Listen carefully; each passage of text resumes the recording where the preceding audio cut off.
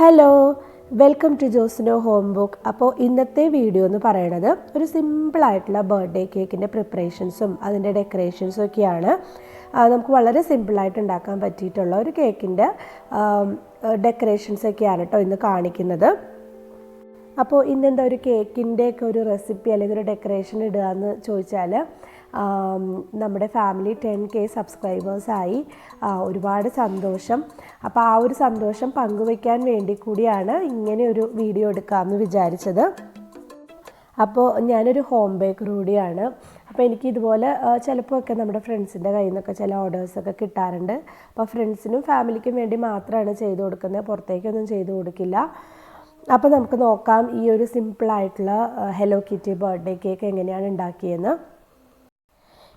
ഇതിലുപയോഗിച്ചിരിക്കുന്ന കേക്കിൻ്റെ റെസിപ്പി ഞാൻ ഇതിന് മുന്നേ ചെയ്തിട്ടുണ്ട്. ഒരു ഹണി ജാം കേക്ക് എന്ന് പറഞ്ഞിട്ടൊരു വീഡിയോ ചെയ്തിട്ടുണ്ടായിരുന്നു. അപ്പോൾ അതിലുപയോഗിച്ചിരിക്കുന്ന ആ സെയിം വാനില സ്പഞ്ച് കേക്ക് തന്നെയാണ് ഇതിലുപയോഗിച്ചിരിക്കുന്നത്.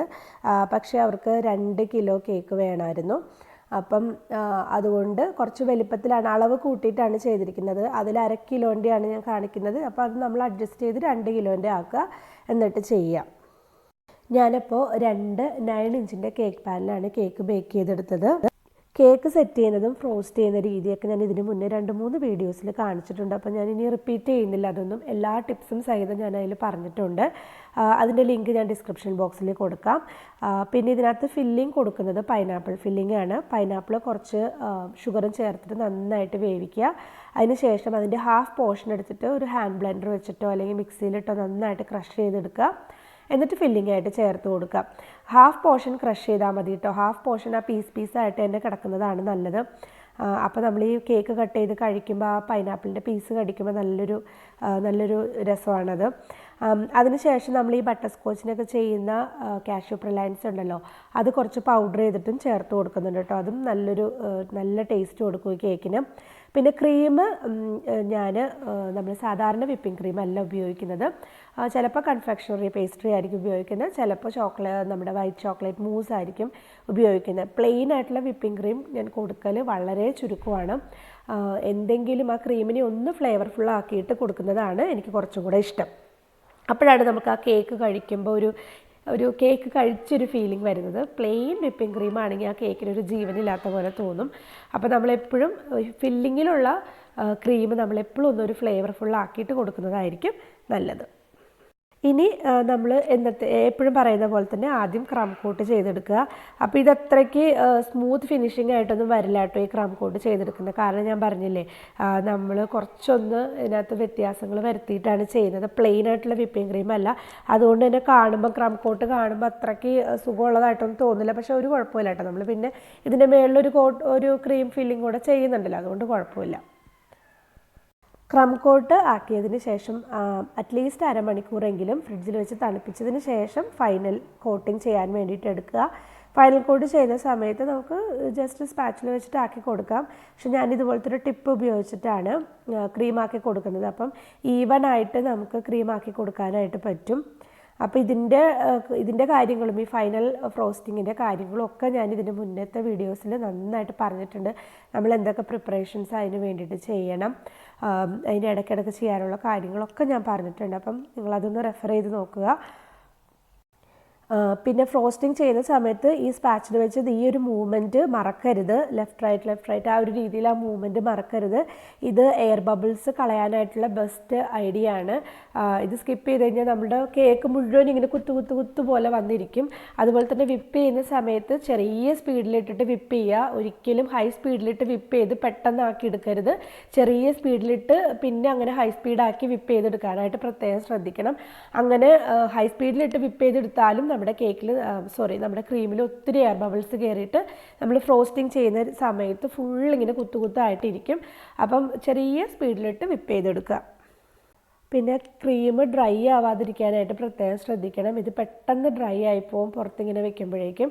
അപ്പോൾ അങ്ങനെ ഡ്രൈ ആയി പോയിന്ന് നിങ്ങൾക്ക് തോന്നുവാണെങ്കിൽ അല്പം നമ്മുടെ വിപ്പിംഗ് ക്രീം ചേർത്ത് ഒന്നും കൂടെ ഒന്ന് മിക്സ് ചെയ്തിട്ട് വേണം അതിലേക്കൊന്ന് ആക്കി കൊടുത്താൽ മതി. അപ്പോൾ നമ്മുടെ ക്രീം ഡ്രൈ ആയിട്ട് ആ ഒരു ഇങ്ങനെ ഡ്രൈ ആയൊരു എഫക്റ്റ് മാറിക്കിട്ടും. അതുപോലെ തന്നെ നമ്മുടെ സ്ക്രേപ്പറും ആ പ്ലാസ്റ്റിക്കിൻ്റെ ഷീറ്റൊക്കെ ഉണ്ടല്ലോ അത് വെച്ചിട്ടൊക്കെ നമ്മൾ സ്ക്രേപ്പ് ചെയ്യുന്ന സമയത്ത് വെള്ളത്തിൽ നനച്ചതിന് ശേഷം സ്ക്രേപ്പ് ചെയ്തെടുക്കാനായിട്ട് നോക്കുക.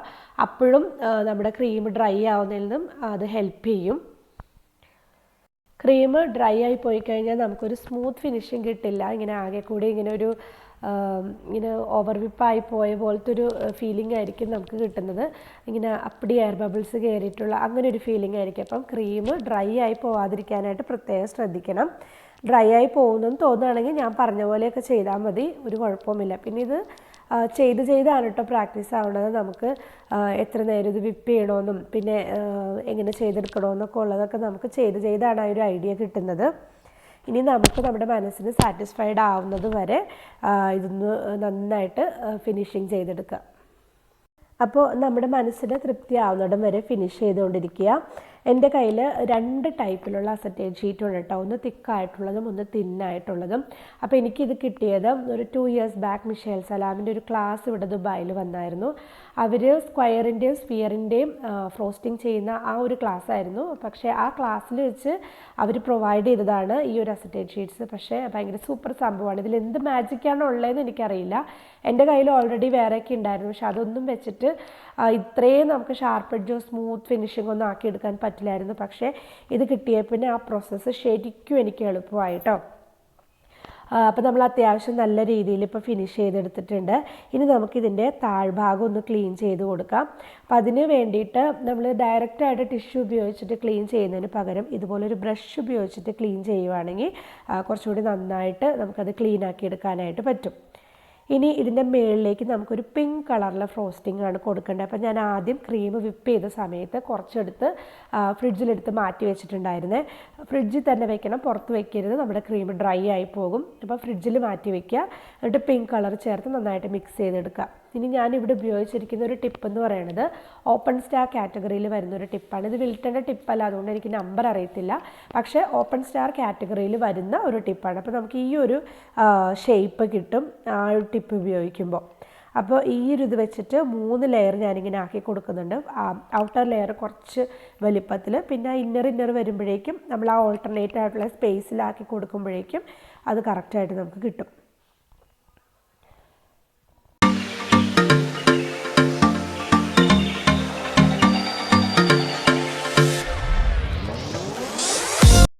ഇനി ഇതിൻ്റെ താഴ്ഭാഗത്തേക്ക് ഞാനൊരു റിബൺ ആക്കി കൊടുക്കുന്നുണ്ട്. നമുക്ക് സാറ്റിൻ റിബൺ വയ്ക്കാം, പക്ഷെ ഞാനിപ്പോൾ ഇവിടെ ഗം പേസ്റ്റിൻ്റെ റിബണാണ് ആക്കിയത്. ഇത് നമുക്ക് ഈ ഫോണ്ടൻ്റ് എക്സ്ട്രൂഡർ എന്ന് പറഞ്ഞിട്ട് വാങ്ങിക്കാൻ കിട്ടും. അതിലാക്കിയെടുത്തതാണ്, കൈവച്ച് കട്ട് ചെയ്തെടുത്തതല്ല.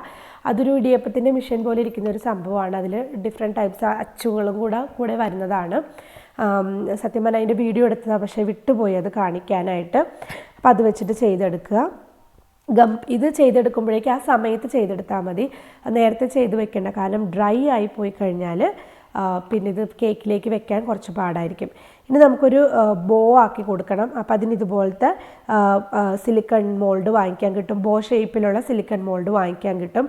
അതിലേക്ക് കുറച്ച് കോൺഫ്ലോർ ആക്കി കൊടുത്തതിന് ശേഷം നമ്മുടെ ഗം പേസ്റ്റ് അതിൻ്റെ ഉള്ളിലേക്ക് വെച്ച് കൊടുക്കുക. എന്നിട്ട് ഇതുപോലത്തെ ഒരു ഒബ്ജക്റ്റ് വെച്ചിട്ട് നമ്മളൊന്ന് കട്ട് ചെയ്ത് ലെവലാക്കി എടുക്കുക. ഒരിക്കലും നൈഫ് ഉപയോഗിക്കരുത്, കത്തി ഉപയോഗിക്കരുത്. അതല്ലാത്ത കുറച്ച് മൂർച്ചയില്ലാത്ത സാധനങ്ങൾ വെച്ച് കട്ട് ചെയ്ത് ലെവലാക്കുന്നതായിരിക്കും കേട്ടോ നല്ലത്. അല്ലെങ്കിൽ നമ്മുടെ സിലിക്കൺ മോൾഡൊക്കെ കട്ടായി പോകാനുള്ള ചാൻസ് ഉണ്ട്. അപ്പോൾ ഇതാ നമ്മുടെ ബോ ഷേപ്പ് നമുക്ക് കിട്ടിയിട്ടുണ്ട്. ബോ ഷേപ്പിൽ നമ്മളാക്കി എടുത്തിട്ടുണ്ട്. ഇനി ഇതിൻ്റെ മേളിൽ നിന്ന് ഒരു ബ്രഷ് ഉപയോഗിച്ചിട്ട് ആ കോൺഫ്ലോറൊക്കെ ഒന്ന് തട്ടിക്കളയുക. അതിനുശേഷം നമുക്ക് കുറച്ചൊരു ഷിമ്മർ എഫക്റ്റ്, ഇത്തിരി ഇങ്ങനെ ഒരു തിളക്കം പോലെ കിട്ടാൻ വേണ്ടിയിട്ട് നമുക്കൊരു വൈറ്റ് കളറിലുള്ള ഗ്ലിറ്റർ ലസ്റ്റർ ഡസ്റ്റാണിത്, അതൊന്ന് ചേർത്ത് കൊടുക്കാം. ഇതും ഈ കേക്കിൻ്റെ സാധനങ്ങളൊക്കെ വിൽക്കുന്ന കടയിൽ നമുക്ക് വാങ്ങിക്കാൻ കിട്ടും. ഞാനിത് ബേക്കേഴ്സ് മാർട്ടിൽ നിന്നാണ് വാങ്ങിച്ചത്. ഗോൾഡിൻ്റെ ഉണ്ട്, സിൽവർ ഉണ്ട്, പേളുണ്ട്. അപ്പോൾ ഇത് വൈറ്റ് ലസ്റ്റർ ഡസ്റ്റാണ് കേട്ടോ, ഗ്ലിറ്റർ ലസ്റ്റർ ഡസ്റ്റാണ്. അതൊന്ന് ആക്കി കൊടുത്തതിന് ശേഷം നമ്മുടെ കേക്കിലേക്ക് വെച്ച് കൊടുക്കാം. ഇതിൻ്റെ ബാക്ക് സൈഡിൽ കുറച്ച് വെള്ളമാക്കി കൊടുക്കുന്നുണ്ട്, ഞാനതൊന്ന് ഒട്ടിയിരിക്കാൻ വേണ്ടിയിട്ട്. വെള്ളമാക്കി കൊടുത്തതിന് ശേഷം നമ്മുടെ കേക്കിലേക്ക് വെച്ച് കൊടുക്കുക. കണ്ടോ, ഇത്രേ ഉള്ളൂ പരിപാടി. അപ്പോൾ ഇതിന് കേക്കിൻ്റെ ചുറ്റും വെച്ച് കൊടുക്കുക. അപ്പോൾ നമ്മുടെ കേക്കിൻ്റെ ഡെക്കറേഷൻസ് ഒക്കെ കഴിഞ്ഞു. ഇനി ഇതിൻ്റെ നടുക്ക് നമുക്ക് ഇഷ്ടമുള്ള, ഇപ്പോൾ ഞാനിപ്പം ഹലോ കിറ്റി കേക്ക് ആയതുകൊണ്ടാണ് ഹലോ കിറ്റിനെ ഉണ്ടാക്കി വെച്ചത്. അതല്ലാന്നുണ്ടെങ്കിൽ ഹാപ്പി ബർത്ത്ഡേ ടോപ്പർ വെക്കാം, എന്ത് വേണമെങ്കിലും നിങ്ങൾക്ക് വെക്കാം.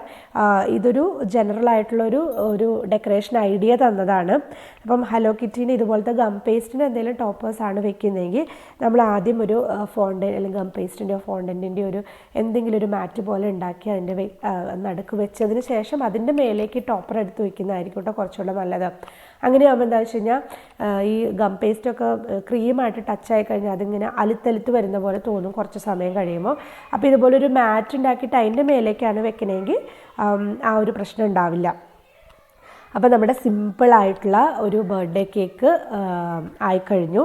നിങ്ങൾക്ക് ഇഷ്ടമായെന്ന് വിചാരിക്കുന്നു. ഹലോ കിറ്റി ടോപ്പർ നിങ്ങൾക്കത് കാണണമെന്ന് ആഗ്രഹം ഉണ്ടെങ്കിൽ കമൻറ്റ് ചെയ്യണം, ഞാനത് ഉണ്ടാക്കിയിടാം.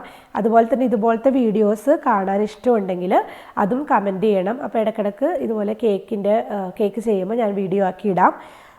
വളരെ സിമ്പിളായിട്ടുള്ള എന്നൊരു നല്ല കുറച്ച് പ്രെറ്റി ആയിട്ടുള്ളൊരു കേക്കാണിത്. ആർക്കും പെട്ടെന്ന് ചെയ്തെടുക്കാവുന്ന ഒരു കേക്കാണ്. അപ്പോൾ വീഡിയോ ഇഷ്ടമായെന്ന് വിചാരിക്കുന്നു. ഇനിയും നല്ല നല്ല വീഡിയോസായിട്ട് വരുന്നത് വരെ ബൈ ബൈ. Thank you.